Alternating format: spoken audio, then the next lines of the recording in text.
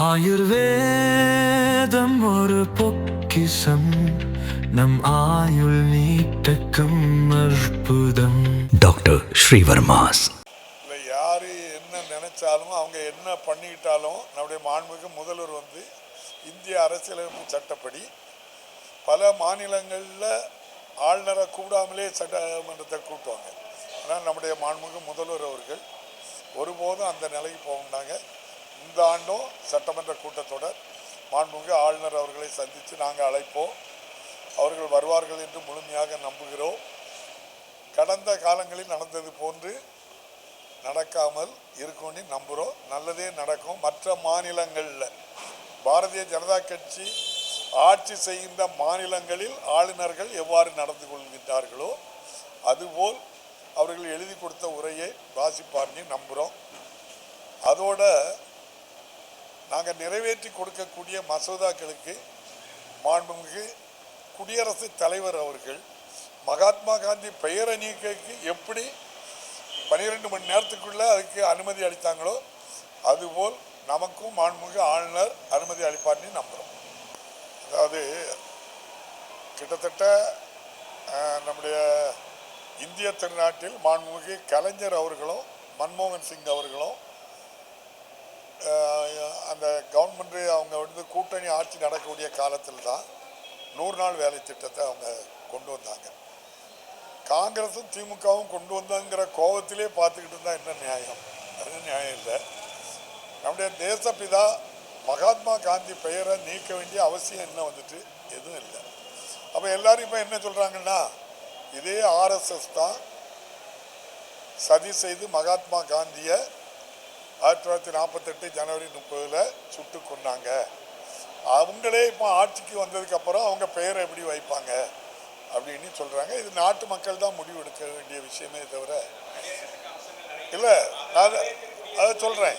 நான் வரவேற்கிறது தான். நாங்கள் வரவேற்கிறதுக்கு நான் வரேன். இப்போ கிட்டத்தட்ட இந்திய அளவில் ஆண்டுக்கு 91,00,000 கோடி ரூபாய், கிட்டத்தட்ட 1 லட்சம் கோடிக்கு கம்மியாட்டு எல்லா மாநிலங்களுக்கும் கொடுத்து கிட்டத்தட்ட 42 கோடி பேர்கள் அதில் பயன்படுவாங்கன்னு நினைக்கிறேன். அதுக்கு நம்ம மாநிலத்துக்கு மட்டும் ஆண்டுக்கு சுமார் 10,000 கோடி வரும். இந்த 10,000 கோடி 6,000 கோடியாட்டு ஆக்கிட்டு வரவேற்கன்னு சொன்னால் யார் வரவேற்பாங்க? நீங்கள் சொல்லுங்கள். 10,000 கோடி ரூபா ஆண்டுக்கு வர வேண்டிய பணம் 6,000 கோடியை ஆக்கிட்டு இப்போ என்ன சொல்கிறீங்க நீங்கள் அப்படின்னா ஏன் வரவேற்கலைங்க? இதுக்கு முன்னால் மாவட்ட ஆட்சியர், அந்த பஞ்சாயத்து தலைவர்கள் அந்த லோக்கலில் என்ன வேலை செய்யண்டி அதை சொல்லி அந்த வேலையை செய்ய சொல்லுவாங்க. இப்போ மாண்புமிகு பாரத பிரதமர் என்ன வேலை செய்யுங்கன்னு சொல்லி மத்திய அரசுக்கு அதுக்கு தகுந்த நிதியை கொடுத்து அதுபடி தான் வேலை செய்ய முடியும்னா நீங்களே உங்கள் மனசாட்சியை தொட்டு சொல்லுங்கள். சமக்கர சிக்ஷா அபியான், அனைவருக்கும் கல்வி, பணம் வருதா? பணம் வரல. 20,000 பேர் வேலையில் இருக்க டீச்சர்ஸை போக சொல்லிடலாமா? அவங்க ஒரு 20 பேர் வச்சு பார்த்தாலும் பல லட்சம் மாணவர்கள் படிப்பாங்க. அவங்கள வீட்டுக்கு போங்கன்னு சொல்லலாமா? சொல்ல முடியாத. அப்போ மாநிலத்துக்கு அழுத்தம் கொடுத்து மாநிலத்துக்கு நெருக்கடி கொடுக்குது. வேலை ஒரு பக்கம் கொடுக்க முடியாது, இன்னொரு பக்கத்தில் பணம் கொடுக்க முடியாது. ஆகவே அந்த மகாத்மா காந்தி வேலை திட்டத்தை, அந்த கிராமப்புற வேலை உறுதி திட்டத்தை நம்முடைய முன்னாள் நிதியமைச்சர் சிதம்பரம் அவர்கள் சொன்னபோது இது 77 வருஷம் கழிச்சு 2வது படுகொலைன்னு தான் சொன்னாங்க. அரசியல் தானே அவரும் பண்ணுதாரு, நம்மளும் அரசியல் தானே பண்ணுதோம். நம்மளை இப்போ ஏமாத்துறதுக்கு அவங்க இஷ்டப்பட்ட ஆட்களுக்கு வாக்குரிமை கொடுக்கணும் அப்படிங்கிற முறையில் பண்ணுறாங்க. நிறைய பேரை கழிச்சிக்கிறாங்க. அதனால தான் அதை சொல்கிறோம். இது முறையாக நடவடிக்கை எடுக்கல. முறையாக வாக்காளர்களை நீங்கள் இறந்தவங்க நீக்கிருங்க, ஷிஃப்டிங் நீக்கிருங்க, டெத்து எங்கே என்ன வேணுமோ அதெல்லாம் செய்யுங்க நீங்கள். ஆனால் செய்கிறதுக்கு இந்தியா முழுவதும் ஒரு கால நிர்ணயம் பண்ணி மக்கள் தொகை கணக்கெடுப்பு, வாக்காளர் கணக்கெடுப்பெல்லாம் முதல்ல எப்படி நடக்குன்னா டீச்சர்ஸுக்கு கோச்சிங் கொடுப்பாங்க, 3-4 கிளாஸ் நடக்கும். அதுக்கப்புறம் இப்படி பண்ணுங்கன்னு கொடுப்பாங்க. அதுபடி பண்ணாமல் நெருக்கத்தில் தேர்தலை வச்சுக்கிட்டு அதுக்கு முன்னால் இவ்வளோ நாளைக்குள்ளே பண்ணு அப்படின்னு சொன்னால் அரசு அதிகாரிகள் என்ன பாடுபட்டாங்க சொல்லுங்கள். இப்போ நீங்கள் கிட்டத்தட்ட நம்ம மாவட்டத்தில் ஒரு 80லேருந்து 82 85% வாக்காளர் வந்துட்டாங்க. மீதி இருக்கவங்கள என்ன செய்யணும்? இப்போ ஷிஃப்டிங் அப்படின்னா அவங்க எங்கே இருக்காங்கன்னு விசாரித்து அவங்களுக்கு நோட்டீஸ் அனுப்பி தான் என்ன செய்யணும்? நீக்கணும். அதுக்கு கால அவகாசம் இருக்கா? இல்லையே. இனிமே புது அதில் விடுபட்டவங்கள நான் சேர்க்கணும் அப்படின்னு சொன்னால் அதுக்கு தான் எவிடன்ஸ் எல்லாம் அவங்க சொல்வது நீ இந்த நாட்டு பிரஜையான்னு கேட்காங்க. அது நியாயமா? அப்போ அந்த டாக்குமெண்ட் எல்லாம் கொடுத்து அவங்க சேர முடியாது. அப்படி ஆக்குறதுனால தான் இது வந்து தவறாட்டு பண்ணுறீங்க அப்படின்னு சொல்கிறோம். அதுபோல் இவிஎம்மில் யாருக்கும் நம்பிக்கை இல்லை. ஒரு பூத்துக்கு 50 ஓட்டு அவங்க எல்லாமே அவங்க நினைக்கிற கட்சிக்கு கொடுக்குற மாதிரி வச்சுருக்காங்க அப்படின்னு சொல்கிறாங்க. அது தவறாட்டு இல்லை. அதுக்கு நான் உதாரணம் சொல்கிறேன். எங்கேயாவது தேர்தல் முடிஞ்ச அன்னைக்கு எல்லாமே ஆன்லைன் தானே, இவிஎம்மில் தானே இருக்குது.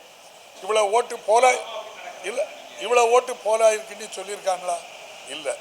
சரி, அடுத்த நாள் சொல்லலை, அதுக்கடுத்த நாள் சொல்லலை. கவுண்டிங்கில் ஒரு பூத்தில் 1000 ஓட்டு இருக்குது, 1200 ஓட்டு கவுண்டிங்குக்கு வந்திருக்கு. அப்போ இதெல்லாம் ஆதாரங்களை எடுத்து கொடுக்கல. அப்போ இந்த ஆதாரத்துக்கு பதில் சொல்ல வேண்டிய தேர்தல் ஆணையம் அதை சொல்லலை.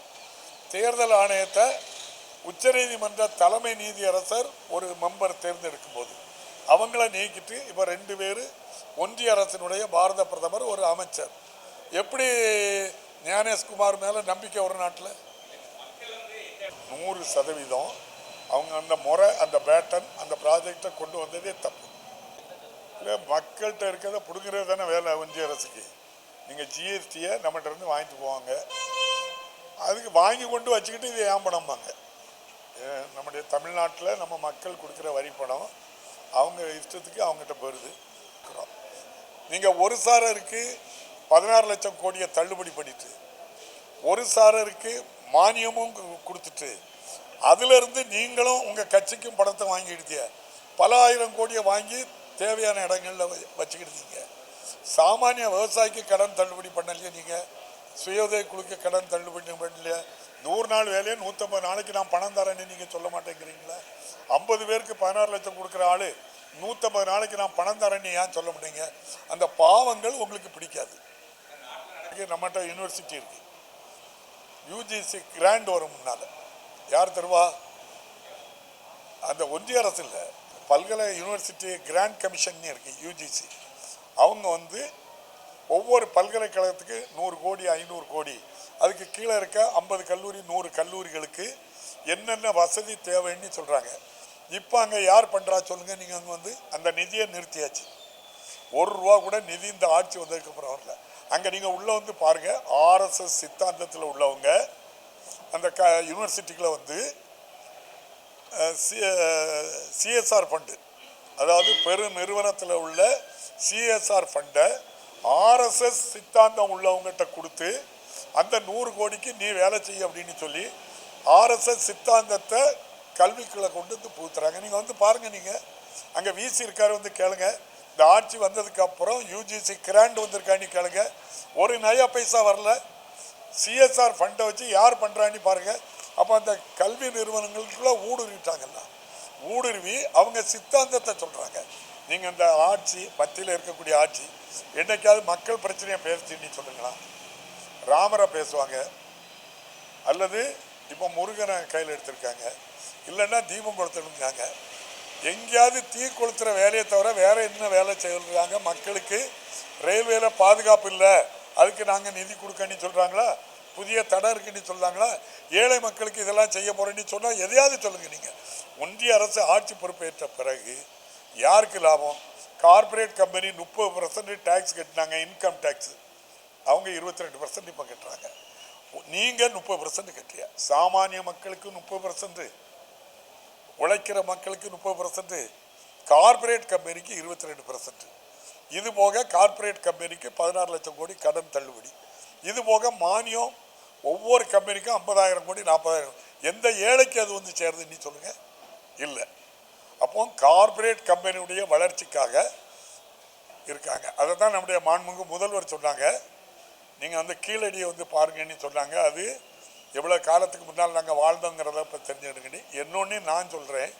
100 நாள் வேலை செய்கிற தாய்மார்கிட்ட அவங்க 2 பேரும் வந்து பார்க்கணும். எவ்வளோ வறுமையில் இருக்காங்க, எவ்வளோ கஷ்டம். நம்ம எப்படி போகிறோம்? பார்லிமெண்ட்டுங்க நடக்கும். பாரத பிரதமர் எங்கே போவாங்க? எத்தியோப்பியா போவாங்க, வெளிநாடுகளுக்கு போவாங்க. அங்கே போய் இவங்களுக்கு போன உடனே வெளியுறவுத்துறை அமைச்சகத்தினுடைய வேலை வேறு எந்த வேலையும் கிடையாது.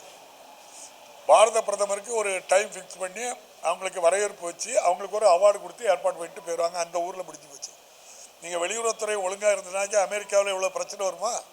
அதுக்கு எதிராட்டு நம்ம பிரதமர் பேசியிருக்காங்களா? அவர் ரகுராம் ராஜன் பழைய ஆர்மி கவர்னர் சொல்கிறாரு,